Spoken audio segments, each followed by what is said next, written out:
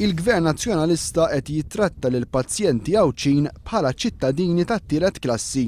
Waqt konferenza tal-aħbarijiet quddiem l-Isptar Ġenerali ta' Għawdex, Mary Louise Colejro Preca fissret id-diffikultajiet li qed jiffaċċjaw l-Awċin morda bil-kanċer li diġà qed ikollhom tbatija kbira.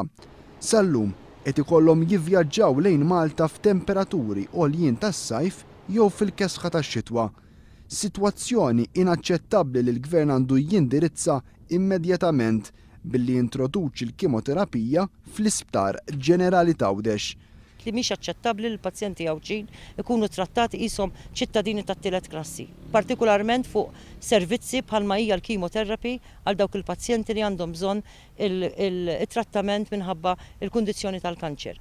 Dawn il-pazjenti qed ibatu ħafna u mhix aċċettabbli li l-Gvern jgħidilna li ilu ħafna qabel awwissu jiddiskuti bejn Ministeru ieħor jew inkella li qed jikkonsulta mal-professjonisti. Il-kelliem ewlenija Laburista staqsiet jekk il-Gvern ikkonsultax mal-pazjenti Awċin biex ikun jaf minn liema tbatija jgħaddu.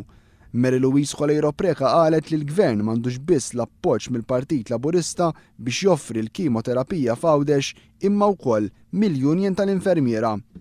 Problema oħra li teżisti fl-Isptar Ġenerali ta' Għawdex hija nuqqas ta' infermiera kif ukoll il-problemi fil-kwalità inferjuri tal-ikel li qed jingħata lill-pazjenti u lill-impjegati tal-isptar. Colejro Preca sostniet li f'numru ta' każijiet qed ikun hemm ukoll skarsezza ta' affarijiet essenzjali bħal diżinfettanti, drips u xugamani.